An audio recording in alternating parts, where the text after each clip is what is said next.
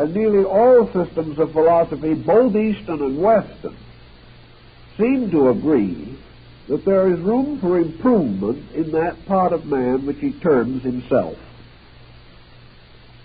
If, however, he assumes that this person, this self, is merely a long ray of divinity, then he is against a rather complicated situation, because a divinity under these conditions would seem to be the inevitable cause of absurdity in a great many cases. The individual, being full of errors and weak of spirit, would seem to bear witness to a divinity that was deficient in many things. Neither Eastern or Western philosophy will accept this. They will not accept that the God power in any organism is in itself inadequate. Rather, the attitude is that we are mistaken in attempting to determine what part of man's nature is essentially divine. That we have substituted in a subtle way mind for spirit. That we have assumed that intellect is the highest part of man, and that to the degree that he thinks, he is divine, even though his thoughts are not divine. If, however, the mind was the God in man, we could scarcely face the history of civilization and explain it rationally. For it is a continual record of trial and error, of absurdity and crime. It is a record of man's inability to govern his own affairs or the affairs of others. Thus we must begin to isolate in some way the personal self which we experience from this larger self which we do not experience. In the Gnostic system, the larger self was the over-self, Emerson's over-soul. That there was something in man that is superior to the self as we know it. And while lacking facilities for analysis, we can only assume that this is a plus kind of self. We must assume that inside of man there are also levels, and that the level of the mind is not identical with the level of consciousness itself. If this be acceptable, and there is so much evidence to sustain it that we can hardly argue the point successfully, then the nature of the self becomes a serious issue in philosophy and has been given a lot of attention in Vedanta, in Zen, in Buddhism generally, in Yoga, in Tantra, and in the mystical sects of the Near East, the early Christian mysteries, the Egyptian and Greek schools, and even among the more civilized peoples of the Western Hemisphere in ancient times. Every nation gradually ascending the cultural ladder has come to the point where it has had to face the source of right and wrong as social forces. And the only way in which this source could be found, apparently, was within man himself. Therefore, there has to be a fountain of right and wrong in man. Now, right and wrong do not necessarily become identical with good and evil. Right and wrong seem rather to be correctness or incorrectness of judgment. An individual does not always do wrong because he is evil. He makes mistakes because he is ignorant. We cannot necessarily convict the ignorant person of being evil, but he certainly is not in a condition of internal resource to achieve the greater good for all concerned. Therefore, rightness to our common thinking becomes a proof of sound judgment, wrongness of unsound judgment. And man is capable of both forms of judgment. And whatever part of man is therefore polarized between right and wrong judgment cannot be regarded as infallible. The Buddhist system, therefore, perhaps offers as clear a picture as we can find of the concept of selfness. Of course, Buddha did not originate the notion. He merely borrowed from certain of the earlier Brahmanic and Hindic teachings, and these in turn perhaps fuse with others in the remote past to form one vast and mysterious amalgam of ancient belief. In any event, however, he did clearly point out that we must assume that man is divisible into three essential levels or conditions of being.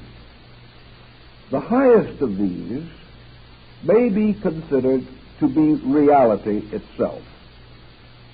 And with our present equipment, we seem to have no skill in determining the nature of this reality. Reality is more than a hypothesis, however. Reality is an essential according to the experience of consciousness itself, but it cannot be defined by the consciousness that accepts the need for it. Reality must in some way, therefore, remain always and forever the thing as it is. Of the nature of things as they are, we are notably deficient in knowledge. We hardly know what we are. We are unable to turn to another person and with a few quick remarks determine the nature of that person as he is. We are forced, therefore, to assume that reality is because everything that exists has to have an essential, factual nature of some kind. But the essential fact is, in the case of the creation of which we are a part, always hidden. It is hidden behind the veil of first cause or of eternal causation. Most philosophical systems favor eternal causation. Most religious systems favor first cause. Whether we consider, however, causation to be a beginning or an eternal process, its nature and substance is beyond definition. We have never in the history of human knowledge been able to create an ample and sufficient definition for the nature of absolute being. And there doesn't seem to be any probability that we will do so in the near future. This concept of essential or absolute being, however, is one that has to exist, because there has to be some kind of a fact behind all appearances, for all appearances are themselves aspects of fact. All living things must therefore bear witness to life, even as all intellectual things must bear witness to intellect. All created things must bear witness to a creating force, pressure, or principle. Thus, the root of all things is inevitably in being itself. We have no proof whatever that this being has ever directly addressed a person.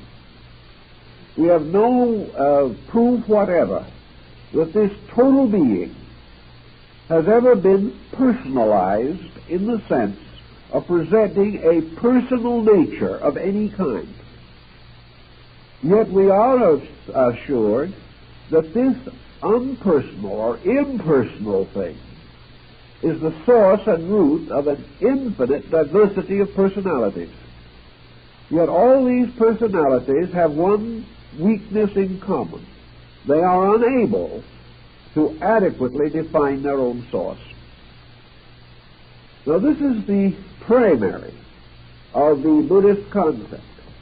And the concept of the condition of this is, of course, concealed under the general terminology of the Mahaparinirvana, or the state of absolute, unconditioned existence. This is the goal of Southern Buddhism, with the monk attempting to the complete elimination of all conditioned existence to restore identity with an utterly unconditioned existence. To do this, he must cease to be a being or person. He must no longer have any of the conditioning or qualifying attributes of mind, emotion, or sensation. Assuming that such a condition would be conceivable, Western scholars have generally taken the ground that to remove all of the attributes by which the individual can experience or interpret experience must leave this individual in a vacuum. Therefore, that actually parinirvana is extinction. Buddha says no, it is not, but admits frankly that the consideration of its essential nature is not only impractical but impossible. The second sphere or area of Buddhist contemplation, therefore, is what might be termed in modern psychology the subconscious nature of man. The subconscious nature of man is an area of subjective growth. This area of subjective growth surrounds the central core. It is made possible because the core exists. It is made possible because the essential root energies of the subconscious are derived from this thing which is not well described as superconscious, but is certainly extraconscious so far as we know. This so-called subconscious, therefore, is built up not from the conditioning influence of being, but from the conditioned influence of environment. The subconscious world, with its psychic pressures, its psychic problems, and all of the various records of psychic intensities, must therefore be held to be a subjective personality. The subconscious is not essentially different from the conscious external person. Rather, it is the submerged part of the objective consciousness, which, like the iceberg, has most of its mass submerged. Thus, the so-called objective personal consciousness of man is a fragment floating on the surface. And beneath this surface is the greater part of the mass of this nature, which we call the subconscious. The subconscious exercises the conditioning effect upon the personality. The subconscious is the depository of the records of the reaction of man to experience and condition. Therefore, into the subconscious, as into a capacious memory, is gradually stored away all the experience phenomena that we know. Psychology today thinks of the subconscious as merely a one-life instrument. Eastern thinking considers the subconscious not as a one-life instrument alone, but as carrying within it the impulses and pressures of the entire cycle of rebirth. However, as the objective man is not aware of his relation to karmic indebtedness, so the subjective man may not be either. But as objective incidents are conditioned by karmic laws, so subjective reflexes and attitudes are conditioned by karmic law. If then we are really looking for the so-called self or the ego, we are inclined to suspect that it lies in this subconscious nature. That the subconscious nature represents the manager or directional power over the objective personality. that the objective personality and the subjective personality are the hemispheres of one sphere, and that what we call experience moves back and forth between the visible and invisible hemispheres of the conscious and subconscious nature of man. Thus, perhaps, in our Eastern philosophy, we have a parallel to modern psychological thinking, that somewhere in this mystery of the subconscious lies the chemistry which produces the mystery of self. That self is this area of subconsciousness, that it represents the consequence of certain experience being continuously pressed back into a subconscious container. That this experience is in various degrees of maturity, that it is influenced constantly by the various levels by means of which man accepts or receives into himself the stimuli which produce knowledge, wisdom, understanding, growth, reflex, and reaction. Outside of this subconscious self, which is the second circle, of the like of this concentric bullseye target, is a third or objective circle. And this is the circle which really extends to the outer circumference of man's body, the skin. It is in this circle that the objective consciousness exists with its final relationship to the environmental world. This third, or so-called conscious being, is simply man living in this world, according to the experiences of this world, acting and reacting according to the immediate stimuli of this world, and passing through a wide cycle of diversified activities as a result of the region in which he exists as a physical being. This objective body contains within itself, this physical personality contains within itself a series of sensitive areas which we call sensory perceptions. The purpose of these sensory perceptions is to sense, and that is to become aware of. And these sensory perceptions may also be regarded as perceptive, namely that they do sense, that they perceive, that they are continually taking in to themselves stimuli from the exterior or from the outer world.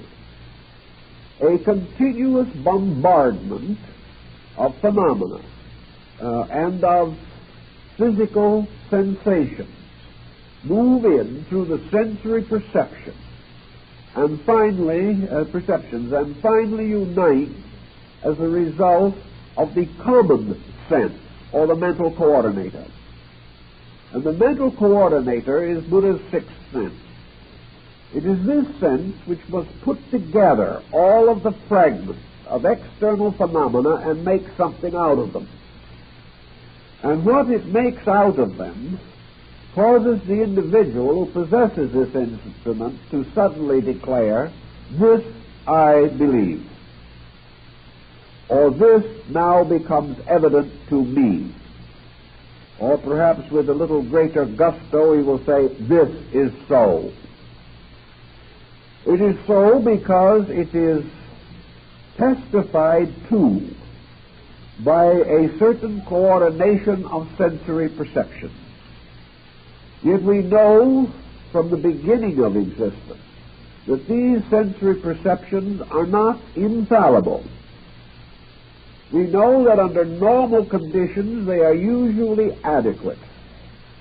We know that if the individual does not abuse them, or if they are not injured, or in some way lose their proper sensitivities, these sensory perceptions produce a constant stream of testimony. And that these testimonies are reasonably consistent with the phenomena over which they exercise sensory power.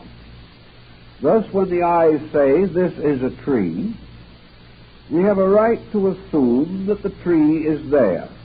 Although, of course, we must agree with Aristotle that the word tree gives us no clue as to the real nature of the thing we see. It only represents its shape and the species which we have associated with it. All the terms by means of which we make meaning out of perception are terms which we have applied to the various things that we receive by sensory impulse. But there is no denying that when we say there is a table, there is something that for all practical purposes resembles a table. There is no doubt that when we hear a sound, that what we hear is our own interpretation of a rate of vibration, that this rate of vibration has been recorded and is being carried into the mental coordinator within ourselves, where the nature of this vibration is more clearly differentiated, and we decide whether it is concordant or discordant. Thus, we are constantly receiving these testimonies. But the next problem that we have to face is that all operations of sensory perception depend upon the condition of the organism through which they pass. Not only must we consider the nature of the thing seen, but we must also figure the nature of the thing seeing, if the validity of the phenomena is to be determined.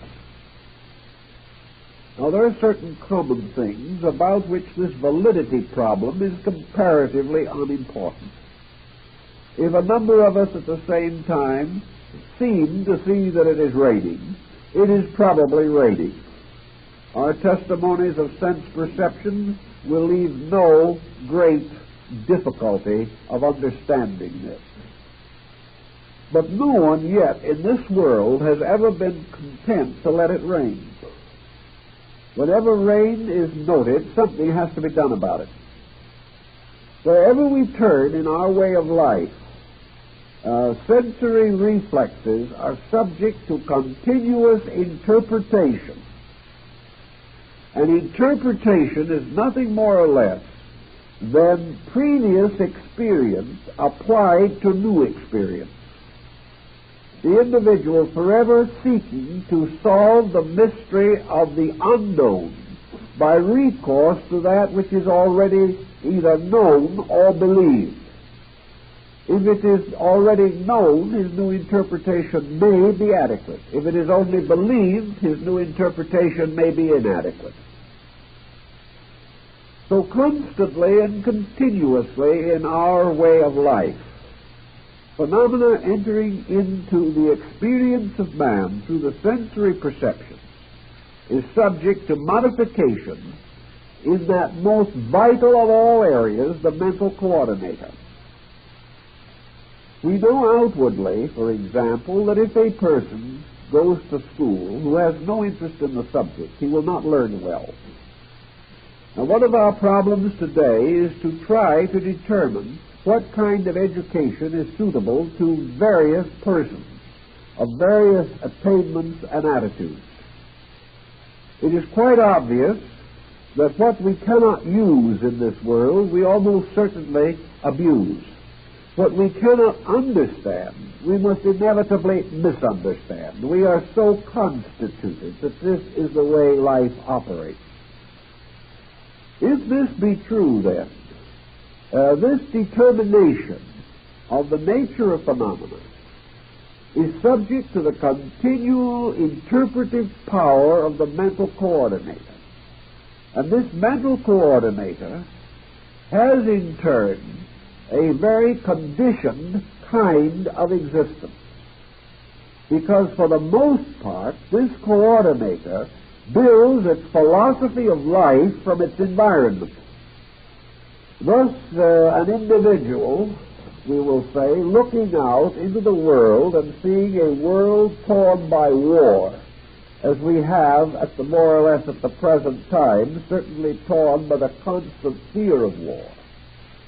The coordinator receiving the continual sensational justification of the general misery of external conditions may gradually become atheistic, because there is no evidence to that coordinator, through its constantly increasing experience with externals, that there is anything good in the world. This coordinator, however, in the midst of all of the confusion and war, may experience personally the significance of affection, regard, or love.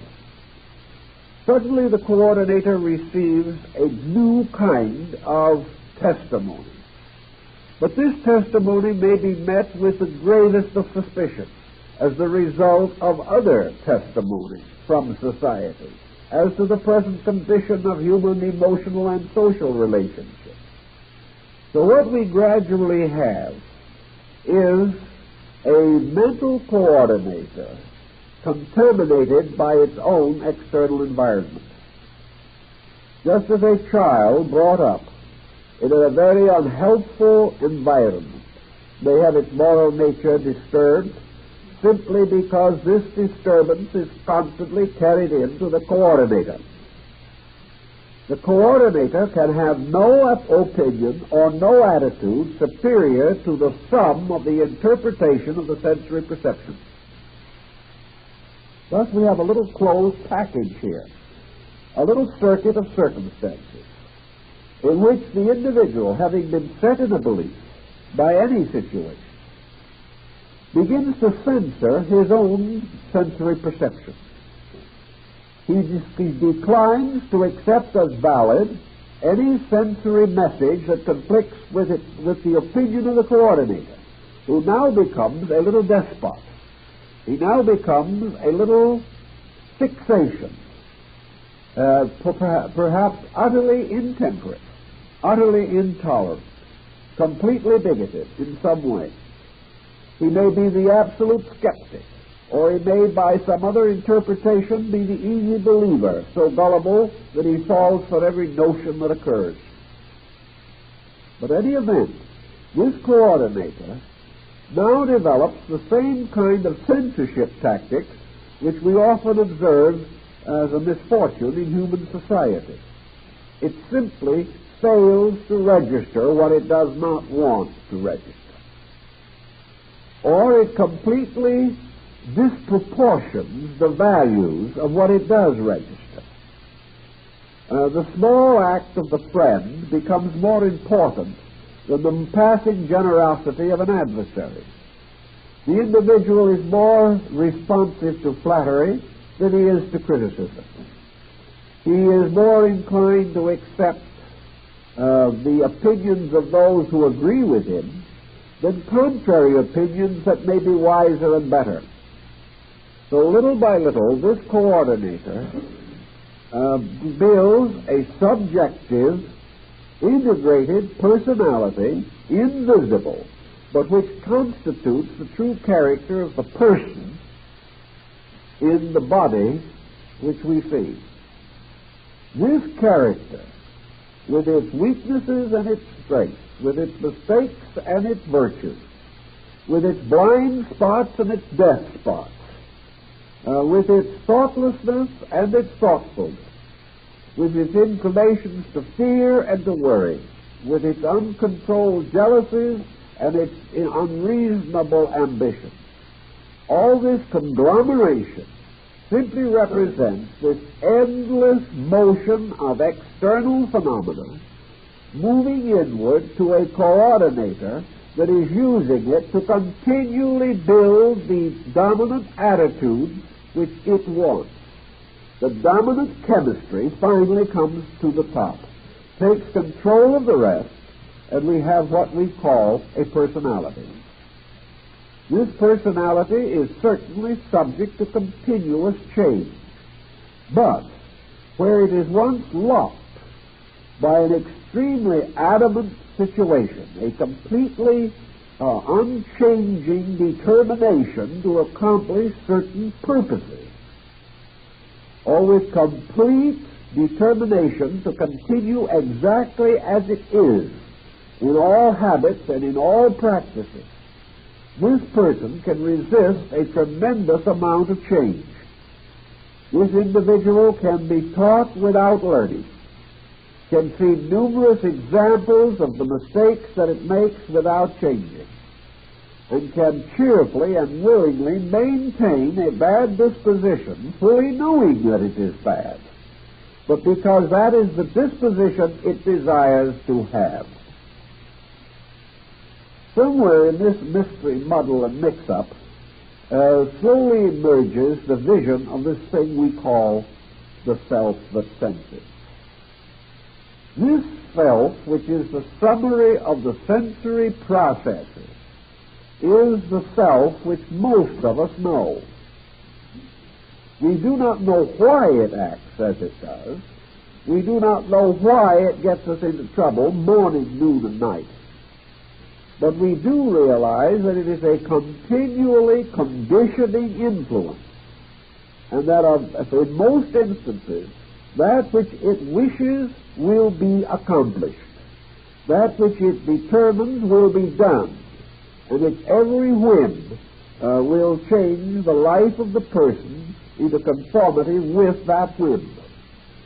So man's inner life becomes a strangely distorted shadow of that which it might be. And out of this conglomeration becomes the only self that we really know anything about. And in many instances, it is pretty poor. Yet we also realize that there exist in the world, and always have existed, certain persons in whom the self seems to be doing better.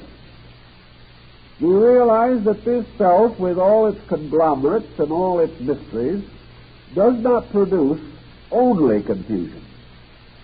That out of this self also there emerges genius. That out of this peculiar subconscious mystery has come not only the Hitlers, but the Leonardos. Not only the Caesars and Napoleons, but the Beethovens and the Raphaels. We realize that out of this same compound must also have emerged through experience those persons who have suddenly sensed the need of a superior standard of living. That some way this self will and can testify against itself. That it can in some cases develop direct revulsions against its own limitations. And that out of the constant confusion comes finally the great lesson, namely that there will only be confusion.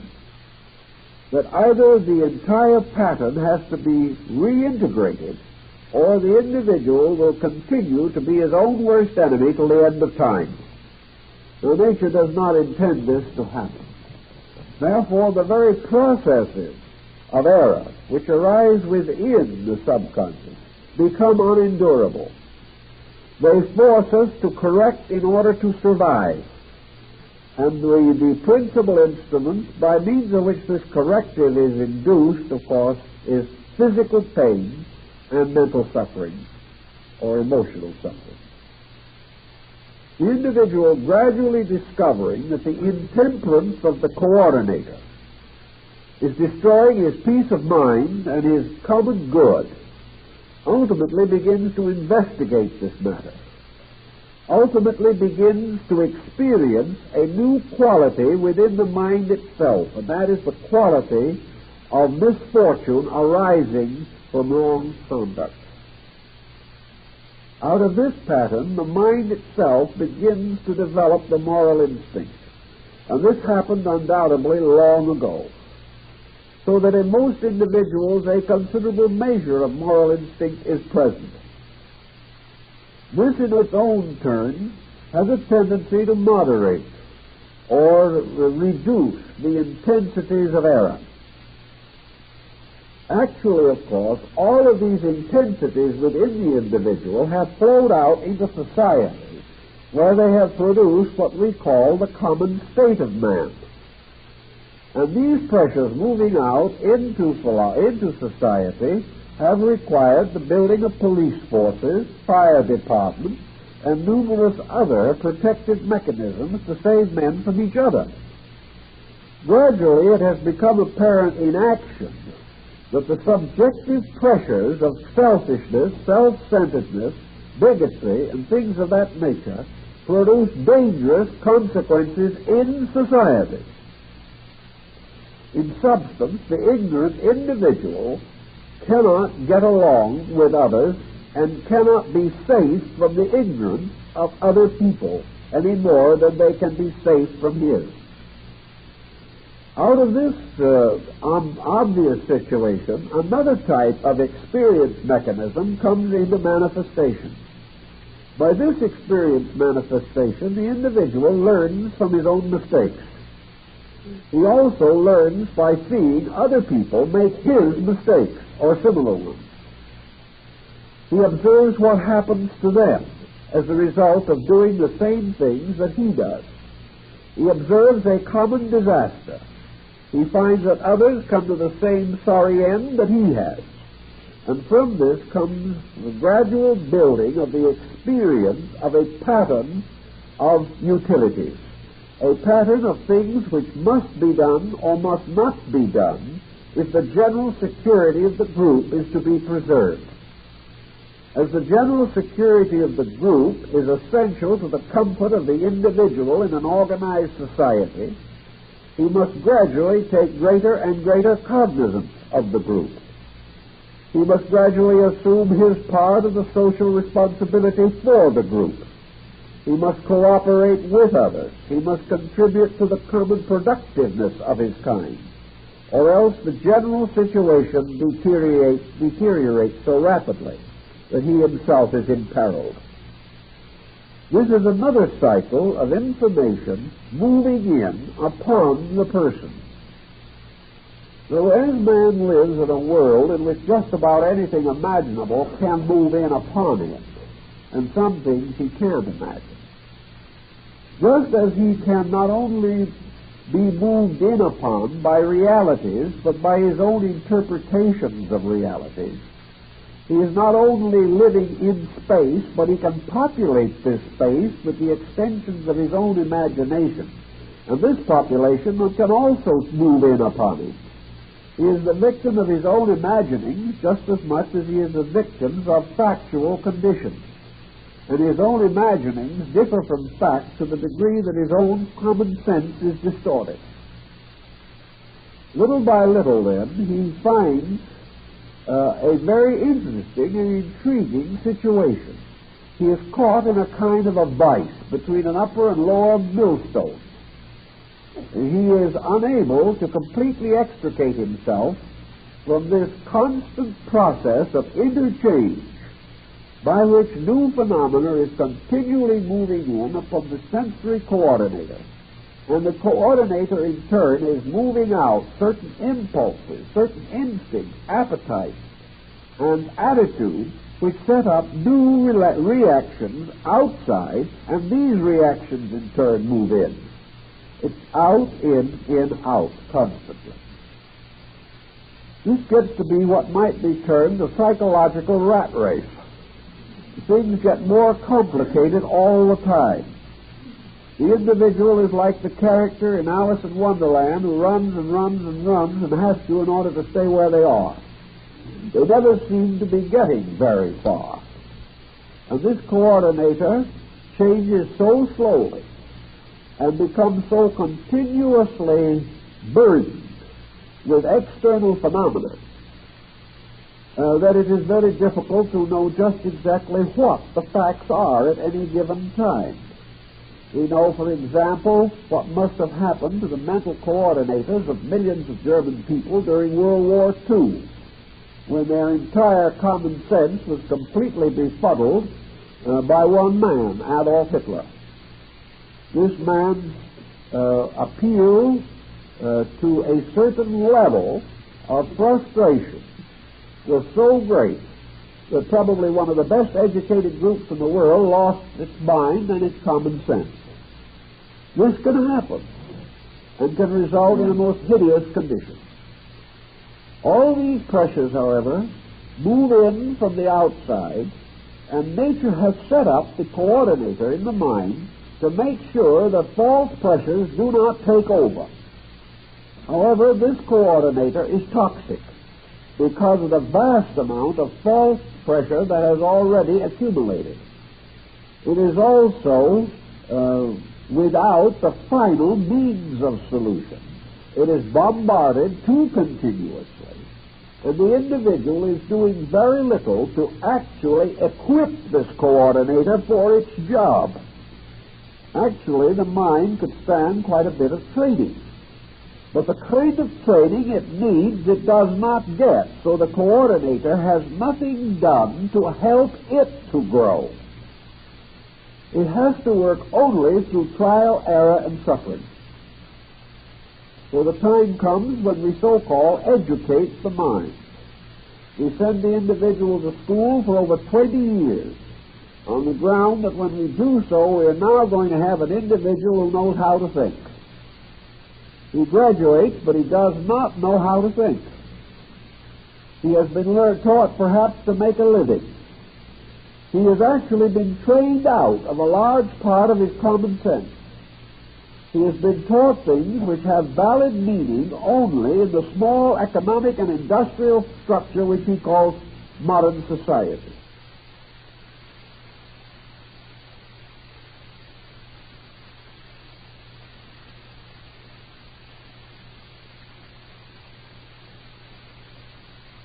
Anything that might help him, save him, clear him, bring him into organization and integration is probably missing from his education. So the coordinator has no help. It can only continue to take in this tremendous amount of phenomena and try in some way to put it into reasonable order. Most of the reactions of the sensory perceptions have become toxic. The integration is no longer good, and this coordinator, therefore, becomes little better than a bookkeeping system for passing opinions, notions, and pressures. Having achieved so little with its own nature, it then becomes the basis of this thing which we call the self.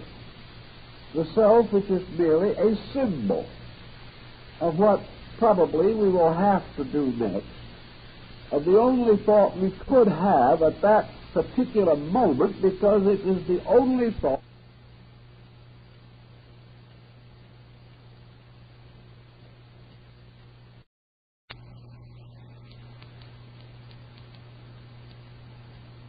that he gets pretty much puffed up over the whole thing.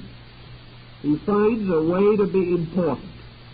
And there is nothing that is more quick to gain attention than a good hysteria. So the individual frequently finds for the first time in his life that he becomes important. And this is not a good discovery, because an individual who is important simply because he is a nuisance is not gaining the proper relationship with life. Where is the problem actually to be faced? Is it possible for us to so polish and cleanse this internal coordinator that it becomes pristine, pure, and incapable of further error? Can we fumigate it? Can we do something with it to get rid of the unfortunate situation that exists there? I doubt it very much if this is the approach, and I believe this is the difference between Buddhistic psychology and Western psychology. Buddhistic psychology says that you can't do it this way, that the cause of the whole situation is the intensity of the sensory perceptions and the acceptance of phenomena, that the correction has to be made in connection with the intake of material, that the individual can only finally put his life in order when he provides through the sensory perceptions a reasonable and factual group of evidences. And only when the mental coordinator is relieved of the pressures contributed by the constant supporting of previous opinions. So that actually, if we're going to get rid of this deluge that is accumulating and rising like Noah's oblivion within ourselves, we must turn off the water. And in this case, the flood originates in this tremendous openness to an infinite diversity of meaningful and meaningless phenomena. The individual has no power of discrimination. He accepts usually that phenomena which creates the greatest intensity of reaction. Quality is not the consideration. He hears the loud noise much better than he hears the soft sound. He hears the loud despot much louder than he hears the quiet sage.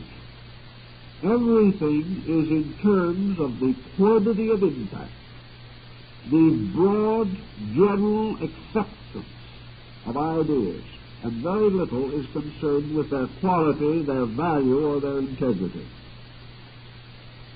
So the individual has a self now that is pretty much a tyrant, that is in a sense befuddled, that if this self is to a measure also bewitched by the conditions under which it exists, it can be so confused and so completely disoriented that it collapses in mental illness.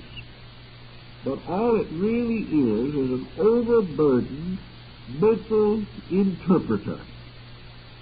It is a comparatively low level of employee who is given the job of handling the whole business, which he cannot do, and then is constantly pestered by suggestions, advice, criticism, and opinion by other people. Under such condition, even an able mind is not able to function properly. The self being, in a sense, therefore, the product of all this process.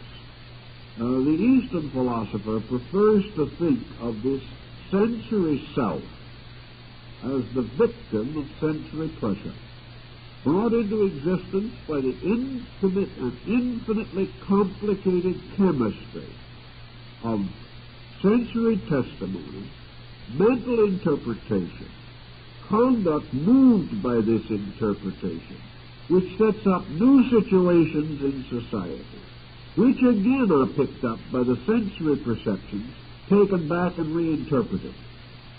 Around this cycle again and again and again, which is almost like the mysterious wheel of the law, which goes around and around while individuals cling desperately to the spokes of their own opinions. Right through this sensory self-process, then, the first step, according to Eastern philosophy, is to realize that it isn't very important. That what we think about things, not very important. That whether we ever gratify certain pressures in our own nature is not important.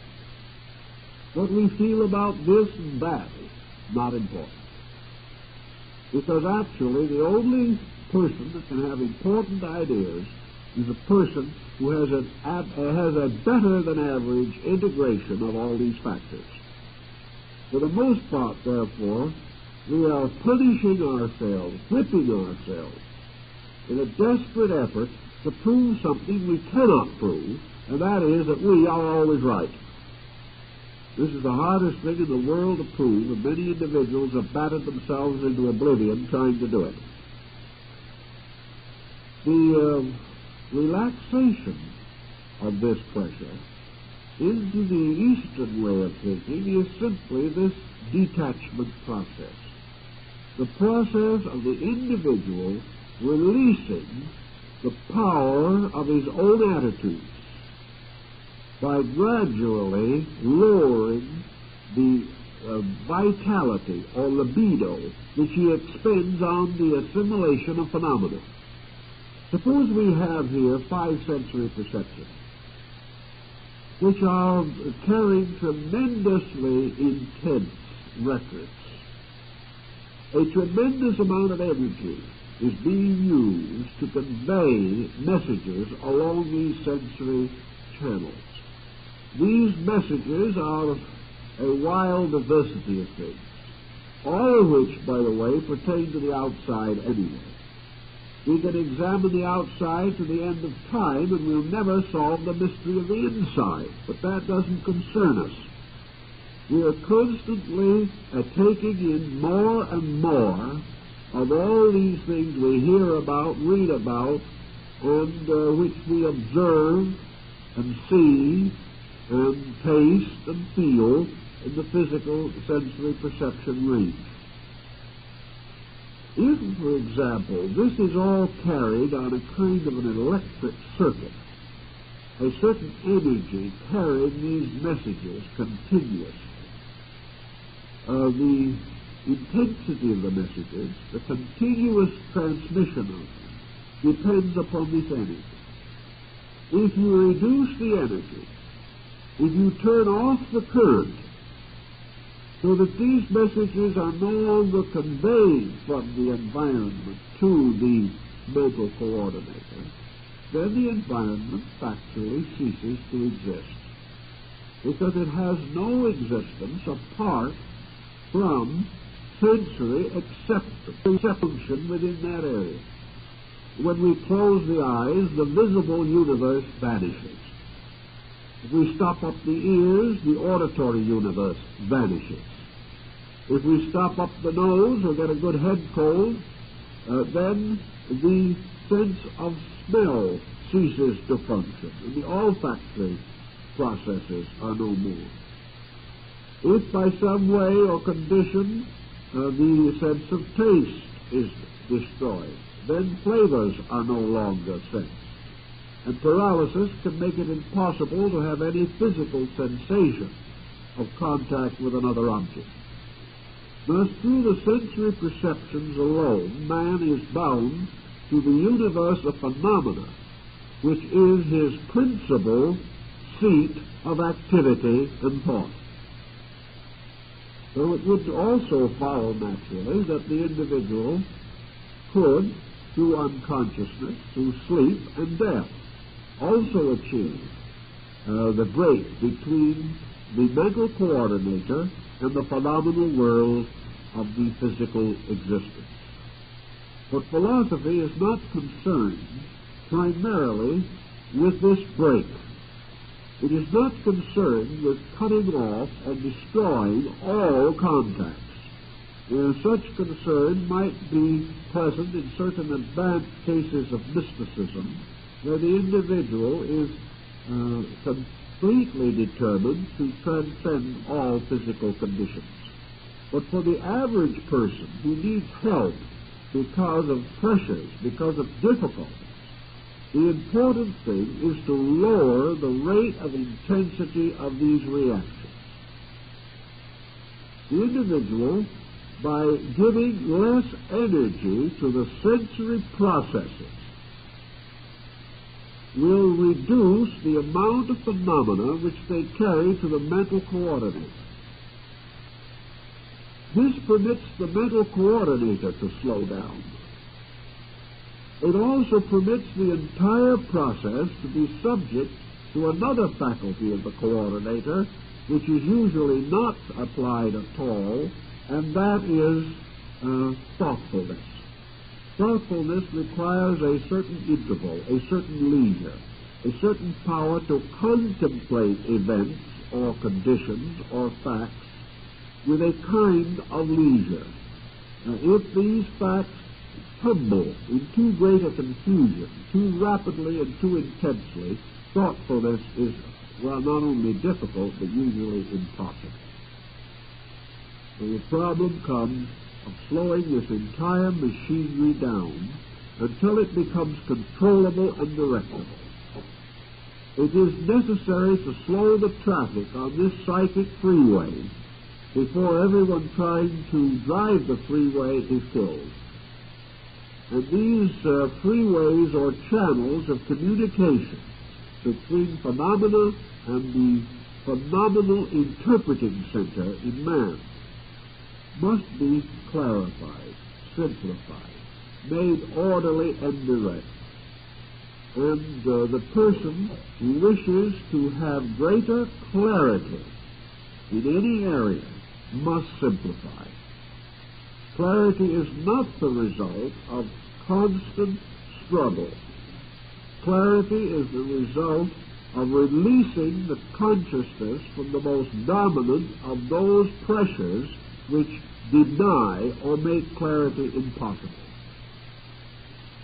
To do this, in the Eastern philosophy, the individual is taught certain meditative disciplines, the tendency of them being to bring internal reaction, not to paralyze the sensory perception, but to direct it, to condition it, so that its testimonies will be more comfortable, more pleasant, and more meaningful.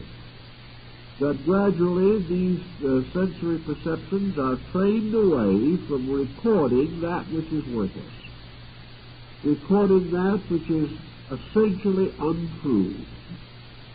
Also, having reduced pressure, the mental coordinator can achieve that which is its peculiar symbol in the level of mentality, and that is righteous thinking, a state of righteousness, or of being right.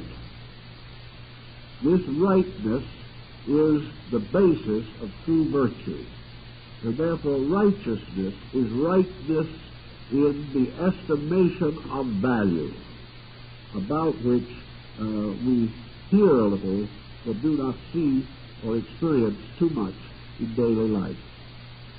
As this process of sensory reaction is slowed down, we then learn another lesson.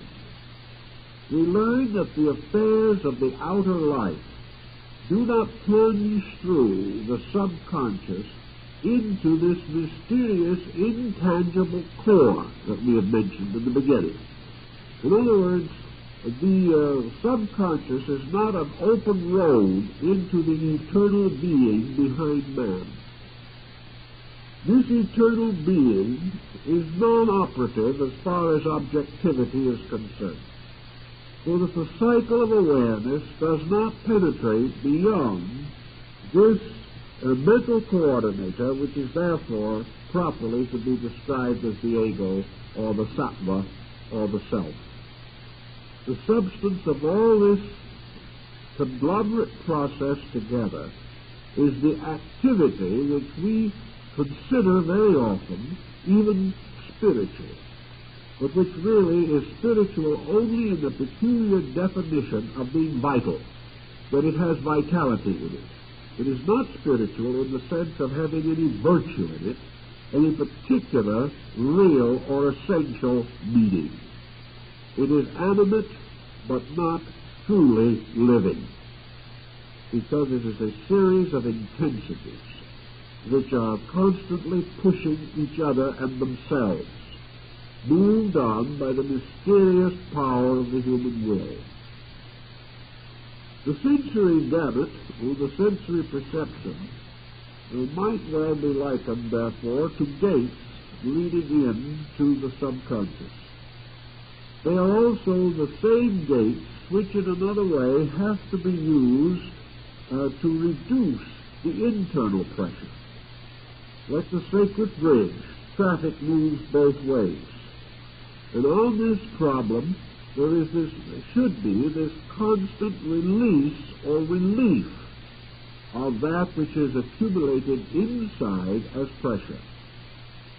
Now, pressure can be released if it is constructive. Pressure, if it is no more constructive than steam, can drive a steam engine. But the average person, psychologically speaking, discovers that almost any release of pressure results in detriment. He finds that his pressures are sickly. He finds that when he permits them to break through, they damage it. They damage his outer life.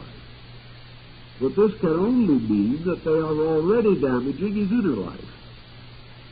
So the release of these pressures through the outer life as a primary means of clarification is merely to throw confusion from the subjective to the objective. Now, we may say this helps. It might help if the process could be caused to terminate there. If we could accept this subconscious pressure into the consciousness, rationalize it, organize it, survive it, and finally cast it away as our necessary refuge, if we could free the body of it, as we might free the body of toxins by catharsis, we might be all right. But the unfortunate problem is that as we are working with this load, a new load is developing. The very processes of eliminating set up situations which create a new load. The individual trying to extrovert some frustration breaks a law and goes to jail. A new group of pressures set in, moving back into a psychic integration with all the discontent and unadjustment of what he may well consider to be an unjust sentence. Everything continues to build up pressure. The only point in your Oriental philosophy where this pressure can stop is when we no longer feed it. We must get at its fuel source. We must get at the cause of the pressure itself. And the cause of the pressure is the continuous acceptance into an organism of certain dangerous stimuli from the outside. This, then, is the beginning of your concept of mysticism, both in the East and in the West. We have in Christian mysticism the great sense of asceticism, which has been as strong in the West as it has been in Asia. We have the individual who renounces the world, who enters holy orders, who gives up all worldliness, who goes away into the mountains to become a hermit, who renounces most of the pleasures and wealth and advantages of life. He turns from fortune to the black robe and goes alone into the wilderness, perhaps, or to become a servant of those in need or suffering.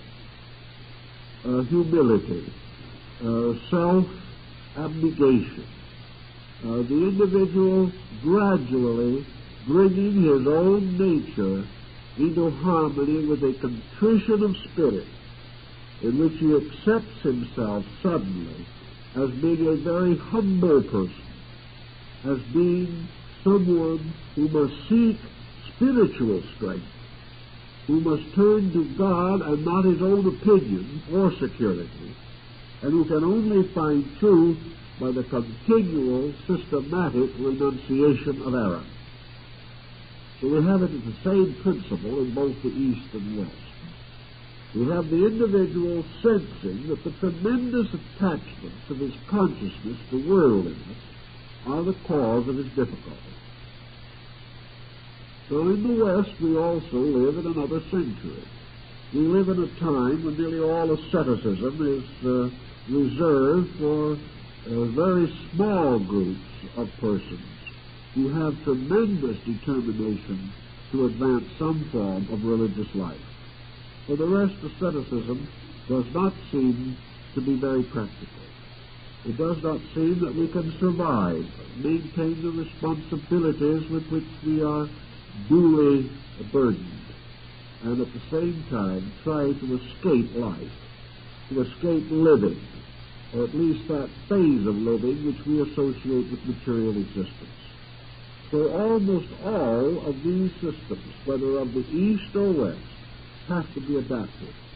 They have to be made available to the Western person in a form that you can take some advantage of without completely disorienting his way of life. Now, there is no actual answer to this that is complete. For obviously, a partial attachment is going to reduce the pressure but not eliminate it entirely. The individual who makes a 10% adjustment will get a 10% result. There's no way in which a person can remain partly worldly and partly unworldly and have a completely unworldly release from worldliness. This is simply not possible. But fortunately, to the thinking of modern man, we are not at the moment outright perfectionists. We are not demanding absolute happiness. We are not demanding absolute peace or absolute freedom from worldliness. What we are really seeking, at first at least in our procedure, is to bring the situation into a tolerable state. We want to have a measure of security. We want to have a certain sense of integration. We want to be able to make important decisions more wisely than we make them now. We want to be as good as we can be. But we are not at all certain at the moment that we could be absolutely good, even if the opportunity offered itself. There are too many complications lying between. So instead of saying to the individual, leave the world, cause the end entirely of this fueling of the machine of the six senses. Provide it no gasoline, provide it no oil, provide it no compressed air, provide it nothing, so that the machine simply ceases to function. If it ceases to function, the mental coordinator ceases to function. And in the end, you have the paranirvana, or a complete extinction of the objective being. But instead of saying that, we take a different attitude. We say that it is perfectly conceivable that between a miserable state of subjective existence, such as we know now, and the ultimate in which we have no existence, there is the possibility of a middle ground. And that middle ground is to have a comfortable, pleasant, happy, and well-adjusted subconscious. It can still exist, but it doesn't need to be the endless botheration that it is to most folks. We might not say, I'm ready to dispose of both my outer and my inner life. But we might be able to say, I will make certain corrections of my outer conduct if it will give me an endurable, happy, and normal inner life. If I can enjoy a good subconscious, I will accept that at the moment as being enough. And this, of course, is exactly how the great concept of Mahayana Buddhism came into existence. Because the paradise of Amitabha, suspended between the outer illusion and the absolute perfection, is this paradisical sphere of the individual with the happy subconscious. The happy subconscious being equivalent to Dante's Paradiso, which is suspended between heaven and hell. The person who has a happy, comfortable, internal life may have considerable desire to enjoy it, may feel that he has a right to be the person he would like to be, that he can do gracious things, that he can have beautiful thoughts. If he reaches nirvana, it may not be possible for him to listen any longer to some of the very fine Bach compositions. And he's very fond of Bach, and he likes a little occasional diversion in Beethoven. If he goes into absolute paranirvana, he will not enjoy the beauty of the sunset anymore. He will not have the pleasure of gathering with his friends, the old Chinese sages in the bamboo grove, and writing good poetry for the common amazement of each other. There are a lot of pleasant things. He will not hear the laughter of children anymore if he retires forever into the foreverness of things. So that is not, particularly with Western man, and increasingly so with Eastern man, as he begins to take on more and more Western conditions, and where the idea of comfort and success becomes strong status symbols. The point is no longer to the average person the complete rejection of the sensory machine and its functions. What is rather now sought is to feed this machine a kind of fuel which will enable it to pass through its processes in a quiet, orderly manner without tormenting the mental coordinator, and will allow this coordinator in turn to put together the lovely and charming elements of a beautiful mosaic so that the final picture is delightful, constructive, useful, and inspiring. This is what the average person, I think in both the East and West, would want for today. This does not deny that he may have the sense or the value that the beautiful mosaic, like the great palaces and temples of the past, will ultimately crumble. That all conditioned existence must actually and finally be unsatisfactory. This he may admit. But he still feels, and probably rightly, that for him the growth from the conditions that he knows to some state utterly beyond his comprehension is a slow and arduous one. And it is easier for him to go by single steps than to plunge into a situation for which he has no real aptitude. So we begin to work on the diet of the coordinator. We do not start essentially by fumigating the subconscious.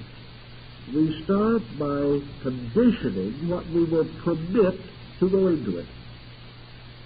Here we take an objective stand, based not necessarily always upon our own judgment, because our own judgment is arising from this coordinator and may not be sound. But we are also subject to the tremendous traditional pressure of ideals. In this same world that is giving us so many difficulties, there are also great structures of high and noble aspirations. Just as surely as we are confronted agelessly with the selfishness of man, so we are also confronted through time with the lofty unselfishness of man. We begin to see and realize what constitute the great lives, what constitute the real, essential, illumined purposes of dedicated human beings.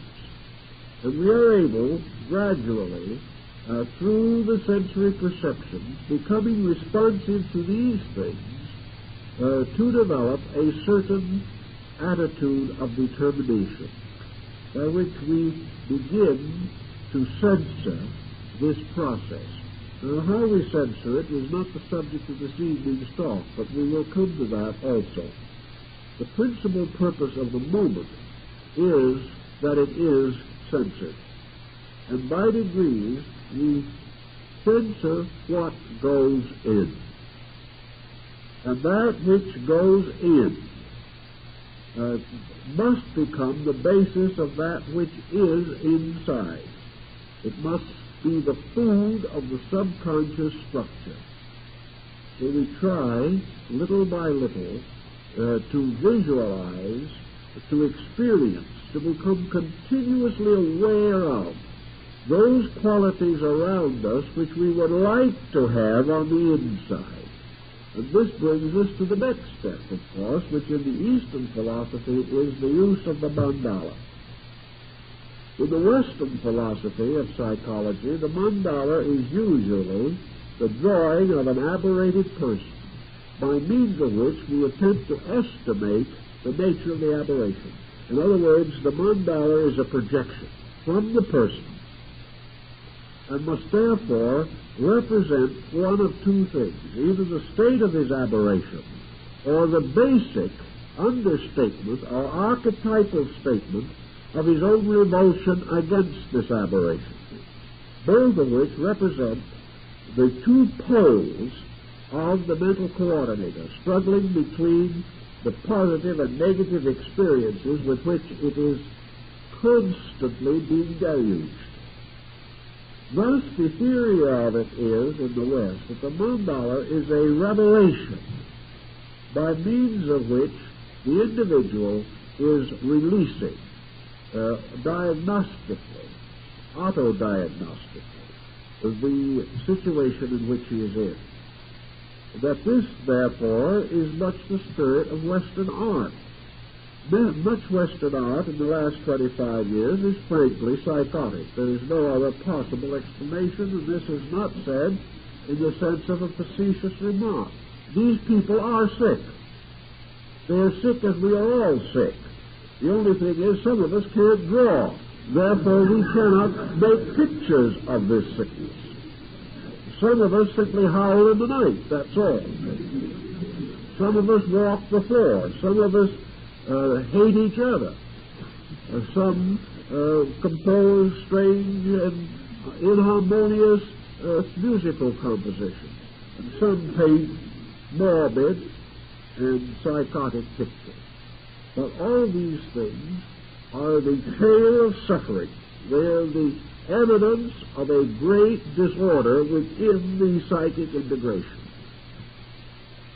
So it's one thing to assume that this release is of value. I've always questioned it. I think these mandalas and these psychic drawings should be made at a certain stage.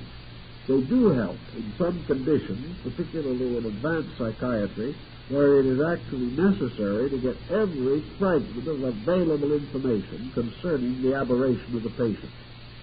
But that these things should be hung in galleries for the edification of people, or that they should be placed over the mantel in someone's home, is like placing there a particularly choice fragment of dissection or something of that nature and considering it artistic. The real problem is these are clinical things, and as clinical things they are valuable. As art they are not valuable. If, however, we use the Eastern concept, it is not a problem of the individual drawing his aberration in two dimensions. The problem is that the individual should be confronted with a design or a pattern that, moving in upon his subjective, will do something to normalize it. The therapy lies, therefore, in the authenticity of the painting which is being contemplated. If this painting was contrived or conceived under inspiration by an individual in a very advanced state of mystical insight, if it was achieved through the internal experiencing of certain values which transcend both the subconscious and the conscious minds, this painting then becomes archetypal in a constructive sense. It is no longer the painting of a sickness. Even if the artist was not completely illumined, it is certainly the picture of an aspiration. It is the picture of a motion toward betterness. It is a picture of appreciation, of realization, of tremendous veneration for principles perceived and sensed. It is a story of universal unfoldment captured in a truly consecrated human soul. This type of picture, which is the Eastern mandala theme, has been very carefully guarded in most of the Oriental sects where such paintings are produced. There are seldom any variations of any kind permitted from the original designs. These pictures have been copied 500 times, and not the slightest individuality can be detected. The later artists were avowedly and obviously copyists. They could not have devised the original design, but they preserved it. They preserved it for the benefit of those who came after, who would find in these designs a meditation, a conditioning phenomenon, which could go into the consciousness and begin the process of therapy on the inside. Here is the mandala as environmental material transmitted by the sensory perception to the coordinator. But now these perceptions are carrying a valid testimony of value. The coordinator receiving this valid testimony is naturally going to react to it validly. At first, perhaps, with not much insight. At first, perhaps, with prejudice. But gradually, over a period of time, if the pressures of the non-valid testimonies are reduced and the unchanging pattern of validity remains, gradually the subjective becomes permeated with this archetypal form of harmony, beauty, order, symmetry, and the tremendous pressures also, tremendous intense psychic pressures of the patterns of principles and laws which are revealed through the design. The design is lawful. It's like Bailey's signatura rerum, the seal of reality that is stamped upon the human heart. This seal of reality comes into the same sensory perception. But instead of leading to the pandemonium that we know now, the mandala ultimately causes the arising within the subconscious of the great mandala concept of the paradise of Amitabha. Here then, order inside begins to take over. This order taking over, it gradually creates its own constructive influences. These influences censor just as the wrong ones did, the coordinator in estimating the reaction to sensory perception. And little by little, the individual begins to see and experience the validity of good. He begins to see the law operating around him, whereas previously he saw only disorder. Little by little, he is able to discriminate between various levels of sensory functioning. And he becomes more and more aware of the eternal presence of that which is essentially true. Thus, quieting down, releasing, he finds greater tendency to use these perceptions to increase beauty, wisdom, and insight within himself. He turns to the arts not for a livelihood, but because they give warmth and peace to his soul. He begins to appreciate things that once he thought were foolish, because suddenly simple, gentle, kindly things have great meaning. Little by little, this results in a relaxing, a letting down of the unreasonable and false pressures. The nature still lives in this world, it still functions here, it still does its daily work here, just as it always did. But it is in this world, but not of it. It continues to meet every responsibility, but it cannot be hurt by the illusion of worldliness. Because in order to be hurt, there must be this self, this ego that is always right, and must therefore always suffer from the actions of others.